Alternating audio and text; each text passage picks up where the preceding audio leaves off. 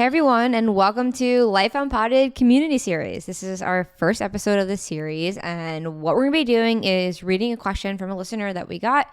Super excited to talk about the topic, delve into it, get into our insights, our perspectives, what we view about it, what we think, and go from there. So I'm just going to go ahead and read the question. Hi Daisy and Sophie, longtime listener and love what you two are doing and the narrative you're bringing to so many interesting and deep topics. Something I think more people should be having rather than surface level combos. My question for you is, and something I think a lot of people can relate to, how do I stop being the main person in my friend group to make group plans? I find myself being the only one who cares to hang out on a semi-regular basis and trying to wrangle my friends together. The group chat is a great place to hang out, but I feel like I'm the only one who's asking when are we hanging out next and putting those plans into motion. Is it worth bringing up to my friend group or just let it happen? I'm worried that once I have a kid, that distance will only grow. Thank you and love to you both. So I think this is a really interesting topic and one that I've thought a lot about over the past few years where I've made a lot of change of changing friends. Like I've really grown apart from a lot of my friends, from high school friends to law school friends. I've just evolved a lot, and I will say that my standard for a friendship has certainly changed. I think it's really, really easy, and Daisy and I were talking about this when we were in Manhattan probably 4 or 5 months ago. We were kind of like, we feel like we don't have friends that we want, and we were kind of sitting there and questioning, is this because we're getting older? Like, is this because you can't really expect people to hang out every week or hang out every 2 weeks? Can we not have those expectations anymore? And at that point, I really was starting to feel like, I was like, yeah, I think that's right. I think, to some extent, I do agree to this to an extent now that yes, our lives are changing as we get older, our lives evolve, and we do have more obligations. And like in the listener's perspective, kids start happening. You start getting married, things start changing. And we're not the same as we were when we were 21, 22, and that's all okay. But does that mean our deep relationships need to stop? Does that mean that we can't form these deep, deep, deep friendships with one another? And I'm going to take a hard stance on absolutely not. And the reason I feel so passionate about that is because being in Austin for the past 3 weeks, or I think 4 weeks, I'm not sure, I have made literally like a good amount of really good friends already who I've seen probably 4 times since being here. And the thing with these friendships is that these friendships are just flowing. Like they're just working. Like I have met these people and they're like, hey, want to go to that? Want to meet up? Want to go to this event? Like tonight we're going to see a documentary with one of their friends that we met. We met up with him and his friends last week for dinner. The other friend invited us to an event. Like I never knew you could have such flow with friendships. And I think what happens is you kind of start to lose that flow with friends that you've known for your whole life. And I think that puts you in a position of going one or two ways. You look and assess the friendship. In this instance, it would be you reach out to either one person in the group chat or you do the group chat as a whole and you express how you're feeling. So I think the most important foundation of any relationship or any friendship that you have is the ability to communicate, the ability to be open and honest. And I think there's something about friendships specifically that feel really uncomfortable about, the way that you're really honest with your partner or maybe your sibling. Opening up that dialogue in your friend group, especially with groups, can be really hard. But I think you look like you want to say something. Yes, I am here. I'm part of this series. Daisy's part of the series too. Sorry, I probably would have just keep going for the whole. No, you were saying really good things, and I think you opened it up really strong with saying that you deserve to have deep friendships, and you can have those kinds of friendships. And I think there was one particular part of the message from our listener that caught my attention was it's fun to hang out in the group chat. It made me think that it's kind of a place that you don't have to put much work in to be a friend there. You can just go, you can look for entertainment, you can just kind of see what's going on, maybe look for the latest news, the latest TikTok. I doubt the conversations are that deep in this group chat by the basis of you are the one that is wrangling to get them to hang out. I think that it's a red flag if you're constantly messaging in a group chat, but no one wants to hang out in person. And I just take a hard stance on that, and we can back up a little bit, but I say that right away because of what kind of Sophie said. It's easy to get stuck into old patterns when you've had friendships from your early 20s or your teens or your college years, whatever it may be. It's easy to get stuck into patterns of what you were like when you met each other because you're probably not who you were when you met these friends. You've probably changed. And I think a part of friendships that is kind of hard to accept at times is that sometimes we do grow out of them. right? Sometimes we do not follow the same life paths. It may have been that we shared a lot of great moments together that we had fond memories of, but it might not be the case that we continue down that path with these group of friends, right? That doesn't mean that there has to be some sort of breakup, but I think there can be an acknowledgement of saying, hey, this is where I'm at, expressing kind of what you see in a friend, what you want from a friend, and you get to judge how they respond to that. Because someone might say, oh yeah, sure, but they might not mean it. And going back to Sophie's point, since moving to Austin, I don't know how we constantly are just being invited and the feeling is mutual, and it's exciting to have these vulnerable conversations with people that we're meeting, and just there's a sense of connection, right?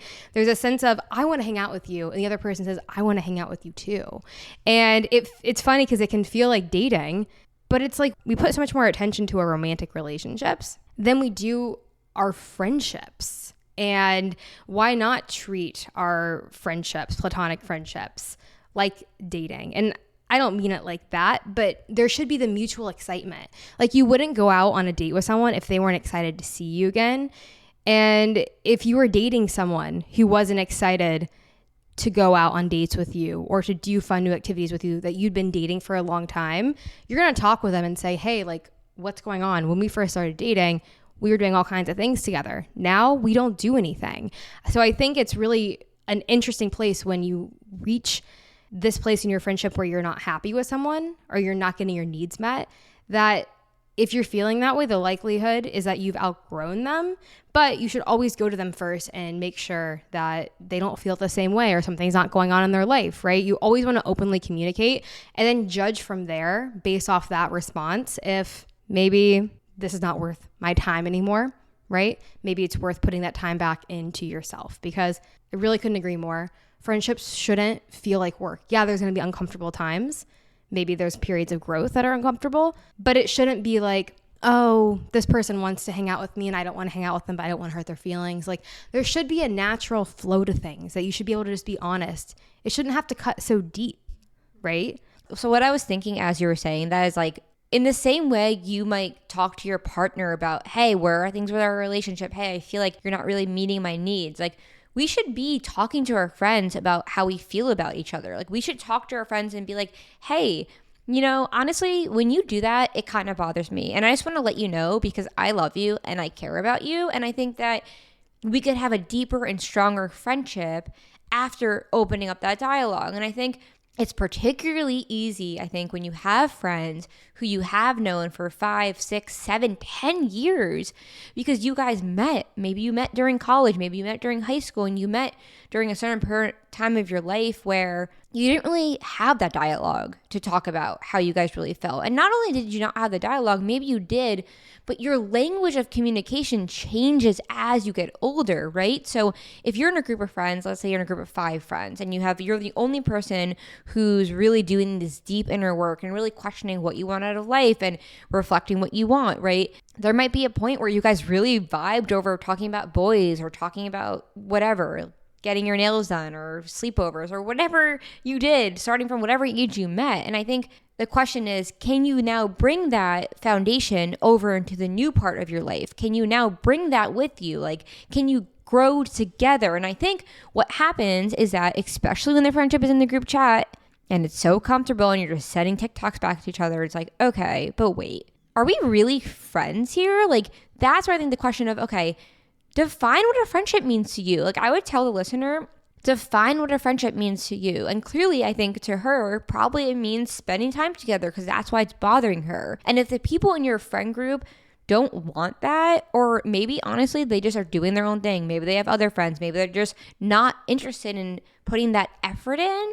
Then I think that's where you pause and you go, okay, if I'm not getting my needs reciprocated in this friend group, maybe it's time for me to look elsewhere. Maybe it's time for me to really think about making new friends, right? And every single thing I'm saying right now, and we're saying in this conversation, is prefaced with the fact, number one, always start with communication. Always start with expressing how you feel. Whether you're reaching out to somebody on the side in the group chat or the group chat directly, find a way to communicate, hey guys, like I feel like, I keep making an effort to hang out and I can't really tell, like, do you guys want to hang out? If not, that's okay. But I kind of want to know, how do you really feel? Because otherwise, like she's saying, I'm going to have a kid at some point. Like, I understand wanting to know who are really my friends and who are not my friends. So say, for example, you have some sort of party or life event. You don't want to be questioning, oh, is this person going to be here? I think that right there is a slippery slope, because that's an expectation if the other friend doesn't want to be there for you. And I think that is what you question, because if you're friends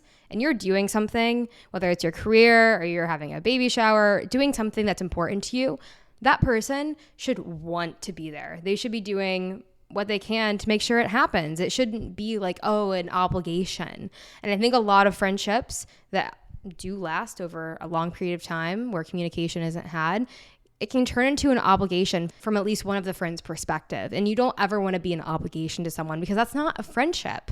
That should be left for, I don't know, family, but that's a whole nother topic. That shouldn't be an obligation either, but it's different. So I think with friendships, you have to question if you feel like you're an obligation to one of your friends, or if you feel like one of your friends is an obligation to you. That's definitely something to question, because a friendship should feel fun and exciting and deep and real and something stable that you're not questioning, right? All the things that you're looking for in a partner is what you should look for in a friend in that regard, of stability, of knowing that they care, knowing that they love you, knowing that they want the best for you. Because you would be surprised. There are friendships that people, if they aren't doing their own work, they start to project that all onto you to fulfill their needs, to scapegoat what they're feeling. It's a slippery slope. And that's where it comes into play of like, you are only as good as your two best friends or the people that you hang out around the most, because it's contagious and groupthink is real. Once you're a part of a group, it's so easy to be complacent, right? Like, I think group chats, I kind of hate group chats that are bigger than like 3 or 4 people, because people get complacent in, why is this conversation happening? Like, what are you talking about? Is it of meaning? Is it really connecting you? Or is it just something to distract you? And I think sometimes comfortable friendships that last a long time can just become a distraction, nothing more from what's happening in their life.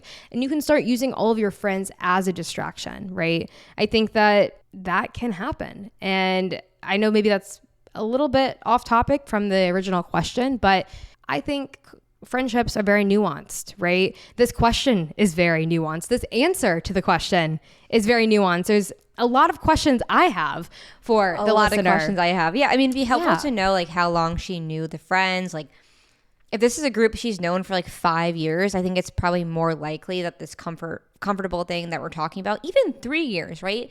Especially with a big group, like. Because when you think about a group, right, when you think about any sort of friend group, it becomes really hard for everybody in the group to maintain the same level of closeness with each other. So naturally, like as you evolve, you're in this group chat, you're in this whatever friend group, it's going to be difficult to really maintain the same level of closeness with everybody. And why does that matter? Because then that's where obligation comes in. All of a sudden you're making plans in the group chat, but 2 people don't really want to go because they don't really feel close to people, but other people feel more close, and you're kind of all just like distancing, but you want to maintain this group. So you keep hanging out, and it's just kind of like, it comes to the point of like, maybe the answer isn't to keep hanging out. And then I just had a realization, maybe her friends already feel this way, and that's why they don't want to hang out. Maybe they don't want to continue evolving in this direction the friend group has been going. That's just one, I don't have no idea, but that could be a plausible thing of like, why is she the only one who wants to hang out? Does that, in 1 or 2 ways, have all the other friends kind of gone in a different direction? Have all the other friends been growing and learning and wanting to evolve and make new friends? Or have they all just become very comfortable and now she is one of the few who want to grow and evolve, and that's why she's questioning it? I think it could be one of the two. Great question. And I just thought of something else. When it comes to friendships, not all friendships are equal, and we have different friendships for different reasons in our life, right? There are going to be friendships that we have for our entire life, right? I'd say it's less common that those friendships that are from an early age are going to be the ones that travel with us on our exact journey, where we're seeing them regularly on a weekly basis if we're still growing, because that's a long time to do that. So I think it's just kind of rare to do that. But power to you if that's the case. But if not, there is a place for old friendships that, you catch up when you can. And that could be the case also with this listener. Maybe these friends do really still value her and they still care about her, but they just aren't on a similar journey. Like they still want to catch up, they still want to see, but not at the rate at which she does. And maybe what she needs is more friends, new friends that can meet these new needs of her evolving needs that she has for herself, of the growth she has for herself. It doesn't mean, it's one or the other. It could be both. It could be, hey, maybe these friends aren't the ones that are going to meet the needs that you're looking to put on them right now. But that doesn't mean that they aren't still people that are in your life that care about you, but they just don't have the same idea. They are not matching what you're looking for. So I think it's just evaluating and saying, okay, there's definitely, I would say that if this is the case where you're the only one making the effort in the friend group to hang out, and they're not returning it, then I would say that, obviously talk with them. But no matter where these friendships go, it sounds like it's important to start finding friends who are seeking to hang out with you, who are making plans to hang out with you, who want to see you, who are making an effort, getting creative with ideas. It sounds like that's something that is valuable to you, is someone else creating the plans. And that might not just be this group of friends, right? So maybe going out and going to figure out what you like to do. What are things that light you up or make you happy? Like whether that's, who knows, like pottery or playing a sport. Get out there, put yourself out there, and who knows who you'll meet. Maybe you'll meet someone who's planning things every Wednesday to go out and hang out with them, right? The opportunities are endless.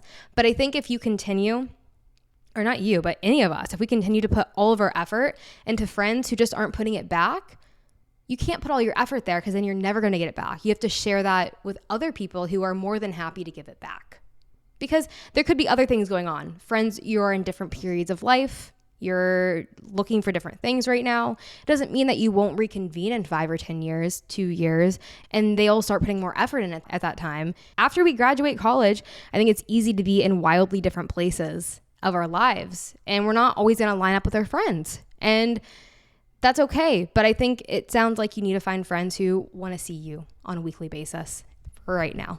So yeah, new insight I'm kind of having right now is like, the way that we view friendships it feels very fixed, right? And of course it does, because when we think about life as a whole, like we have so many ideas and narratives about the things we should do, the expectations, right?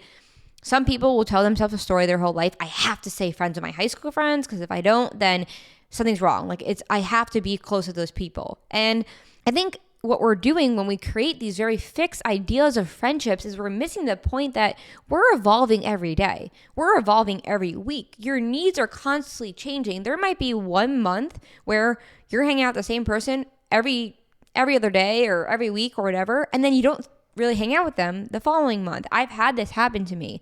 I have friends who I am close with, and there are times where we just don't really talk for a month. But I think what matters is not always necessarily the frequency that you see the people, right?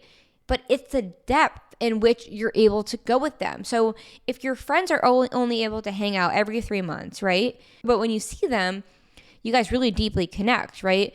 That would be a lot different than, okay, I have a group of friends who we're only hanging out every 3 months. No one really wants to make a plan. But when I see them, none of us really connect that deeply. So I think one of the questions I would pose back is, how deep do you think these friendships are to begin with? In the group chat, out of the group chat, like how deep are they? Because if you are answering that and saying, oh, we just kind of send TikToks to each other, like we're not really talking about deep stuff. I feel like I really want to get deeper and no, they're not getting deeper. And I just feel like I can't express myself. What I would say is, of course, there's a level that falls on you of trying to express yourself, but going past that, if that is a state of the friend group, that's a lot different than I have this group of friends, we're all sending voices to each other, we're texting each other, we are going deep, we're talking about our feelings, we're talking about the things we want to talk about, and life is just busy, and it's hard to make plans, and it's hard to initiate plans where we can all meet up, and I've had that before, and it doesn't reflect really to say or to conclude that those friends don't care about you. So I think I am just personally someone in my life right now where I don't want friendships that aren't deep. Like I don't. I used to say, oh, that's just a party friend. That's just this. But now where I'm at in my life, what I care about is having deep conversations, deep relationships with people. And maybe that will change, right? But just to conclude what I'm trying to say, even though I want that, the answer isn't always about how often you're seeing that person, but rather how deep are you able to get? So maybe to the listener, it's really evaluating how deep am I getting with these friends? And maybe it's not even about like spending that time in person. If just because you can get them in person doesn't definitely mean that this friendship is working, because maybe that's just another crutch of like, let's all hang out every week just to hang out. Like, what are you guys really doing when you're hanging out? What is really being communicated there? How deep are you really getting? Is that making sense? Yeah, absolutely. Because I think that's a really good caveat, because you don't know, right? If you're not able to be deep over the phone or through messages, what makes you think you'll be able to be deep in person? Maybe you can. Maybe people don't like messaging online. Maybe they don't like putting their time into texting, right? So maybe when you do meet in person, it is really deep, but it's just not on text. Vice versa.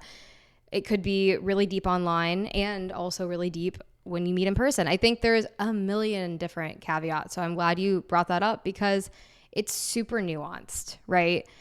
I think an important thing to say is just when it comes to feeling a sense of belonging, I think community can be different than friendships, because I feel like with some of like my closest friends, like we don't see each other all the time, but when we talk, it is really deep, right? That is a reality of life, of moving, of living in different states, of doing different things.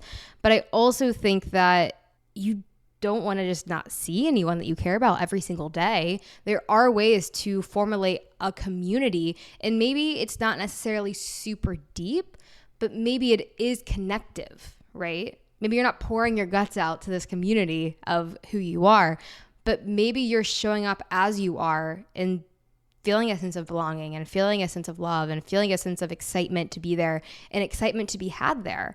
I think in a world where things are always online, it's so easy to forget that real in-person community is kind of the basis of our human desires of connecting with people.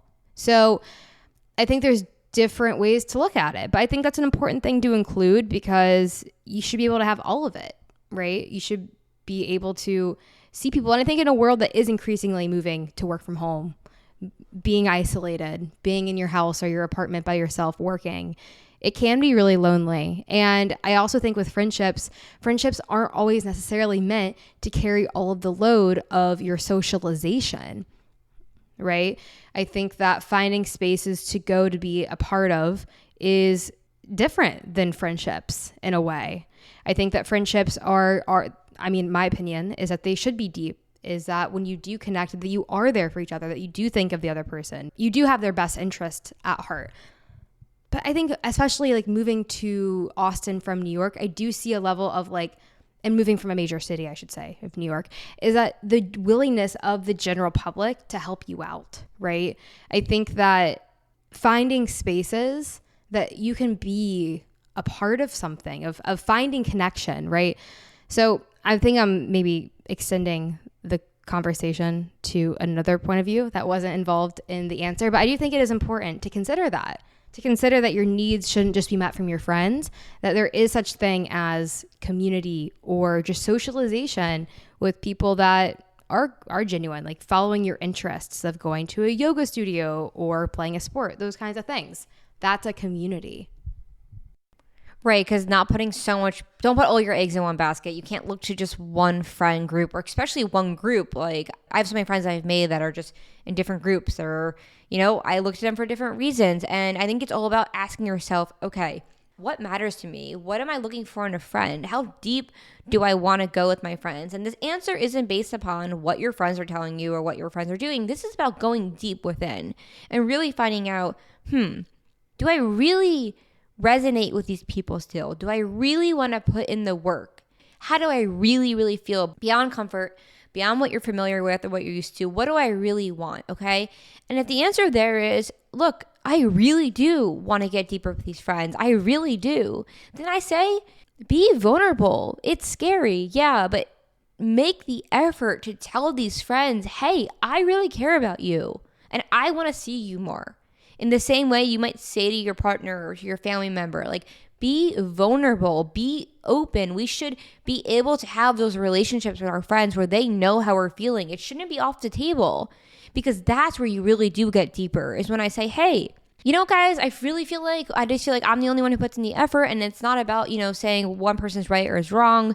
But all I'm trying to say here is that I care about you guys. And I think when you approach something like that in the conversation, not from an attack, you're not attacking anyone, you're not telling anyone that anyone's doing anything wrong. All you're saying is, I want to see you guys because I care about you guys. So can we just talk about where everyone's at in this friendship? Can we just talk about this? And I feel like that sounds uncomfortable to do, especially in a group chat, especially in a group scenario, but somebody has to do it.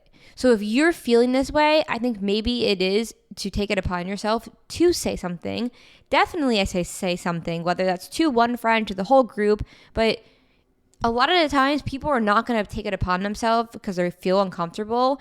So I think it is, awesome of you to be thinking about this, to be caring enough. Like, the fact that you care enough to want these friendships to grow shows that you do care. And that's a beautiful thing. And we should prioritize that in life, of being honest and honoring those feelings that come up. So to answer the question of, is it worth bringing it up to my friend group or just let it happen?